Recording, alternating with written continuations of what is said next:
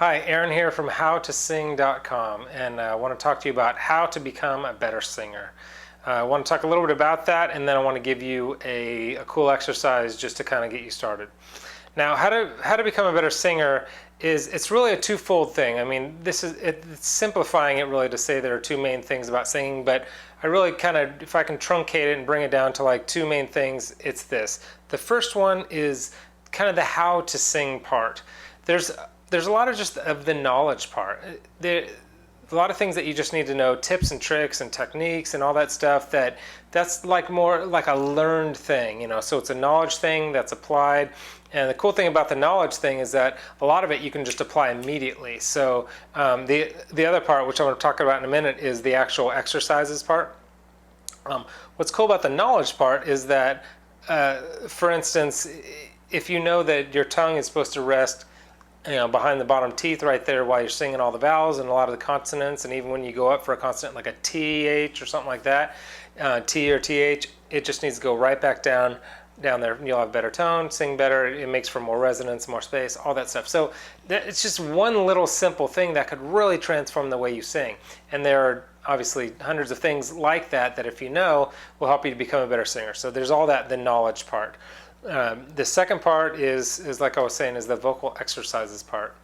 You may or may not know the voice is the voice box. Everything that makes up your singing voice is primarily muscle.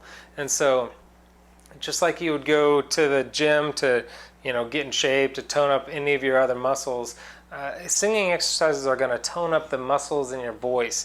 And when the muscles in your voice are not toned, when they're kind of just slack and kind of weak, that's when you break, and that's when you are pitchy. You can't quite get on the pitch because you don't have that control of your voice that you really want. Well, it's the exercises, even though the exercise, even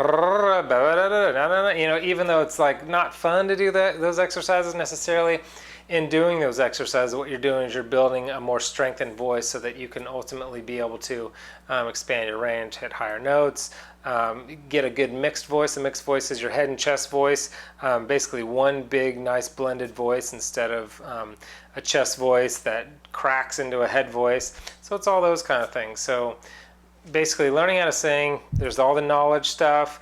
And anybody can learn that. That's a vocal technique anybody can learn. So if you're wondering, well, I don't know if I can learn that, anybody can learn vocal technique, and anybody can do the exercises. So if you're second guessing yourself on whether or not you can actually sing, or you will be able to sing, you can learn vocal technique and you can do exercises. It really just depends on you and where you're at, and if you're willing to put in the time to learn and the time to and the discipline and the hard work to do the exercises. So I want to give you an exercise. Let me just say, real quick, that to find all that kind of stuff, all the knowledge and all the vocal exercises, a good online singing lesson program would be great for something like that, and a lot more cost effective than actually taking private lessons to get all of that kind of in one place. But anyway, let me just give you an exercise to kind of get you started. This one, most exercises, what they'll do, kind of like this one, I'm going to do a new. So I'm going to go new, new, new, new, new, new, new, new, new. So that'll be the starting what I'm going to do. So just find something that's comfortable and about the middle of your range. New, new, new, new, new, new, new, new, new, and then take it up one step.